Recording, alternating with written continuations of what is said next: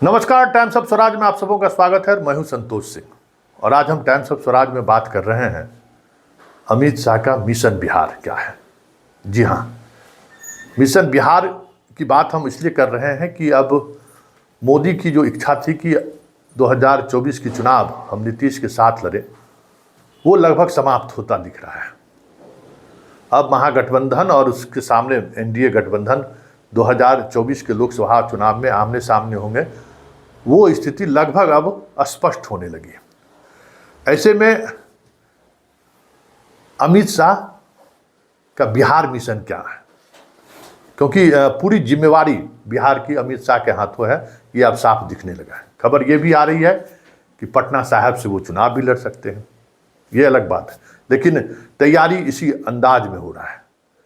लेकिन इस बड़ा सवाल ये है कि अमित शाह बिहार को लेकर सोचते क्या है, क्योंकि उनकी जो रणनीति है वो रणनीति दिखा रहा है कि अभी भी उनको बिहार पर किसी पर भरोसा नहीं है और हर जो ग्रुप है उस ग्रुप को आपस में उलझाए रखना चाहते हैं। अब कल की बात करिए, उपेंद्र कुशवाहा से वो मिलते हैं, साथ में स्वाभाविक तौर पर प्रदेश अध्यक्ष को होना चाहिए था, राजनीतिक बातचीत। साथ में कौन थे? संजय जायसवाल। मतलब बिहार में जो सरेआम चर्चा है कि सम्राट चौधरी के प्रदेश अध्यक्ष बनने से नित्यानंद राय का कद छोटा हुआ है, ये जो चर्चा है उस चर्चा को एक नई हवा दे दी गई उपेंद्र कुशवाहा और संजय जायसवाल के साथ मिलने से। मतलब सम्राट चौधरी का गुट और नित्यानंद राय गुट, दोनों गुट बना रहे, ऐसी स्थिति दिखने को मिल रहा है कि अमित शाह चाह रहे हैं दोनों गुट बना रहे, या भाई दोनों आपस में लड़ते रहे या दोनों की गुटबाजी चलती रहे, हम बैठ के पंचायती करते रहे। ये एक बात सामने आ रही है। इसी तरीके से आगे बढ़िए, चिराग और पशुपति पारस के बीच जो विवाद चल रहा है, हाल के दिनों में सूरजभान का बयान भी आया है कि अगर चाचा भतीजा दोनों एक नहीं हुए तो फिर पार्टी समाप्त हो जाएगी। तो इस विवाद को समाप्त करने के लिए जिस तरीके से बीजेपी की ओर से अमित शाह का पहल होना चाहिए, वो पहल अभी भी नहीं दिख रहा है और चाचा भतीजा में तल्खी बढ़ती जा रही है। तो आखिर अमित शाह मिशन बिहार को लेकर सोच क्या रहे हैं? इसी तरीके से बहाना कुछ और हो, जीतन राम मांझी से मुलाकात उनकी हो जाती है, बहाना कुछ और हो, मुकेश सहनी से उनकी मुलाकात हो जाती है, बहाना कुछ और हो, आरसीपी के पार्टी में शामिल होने को लेकर लगातार तिथि बदल रही है कि अब आरसीपी शामिल होंगे, अब आरसीपी शामिल होंगे, नालंदा में आरसीपी शामिल होंगे।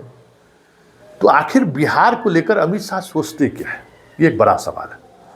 और इन्हीं सवालों के बीच ये चर्चा भी होने लगी है कि अमित शाह अभी भी बिहार को लेकर पूरी तौर पर कन्फ्यूज्ड है, क्योंकि जो राजनीति वो बिहार में करने जा रहे हैं और जिस मजबूती के साथ महागठबंधन चुनावी मैदान में उतरने की तैयारी में है, ऐसे में इस तरीके से आपस में ही अगर गुटबंदी जारी रही तब तो बिहार बीजेपी को और भी बड़ा नुकसान उठाना पड़ सकता है।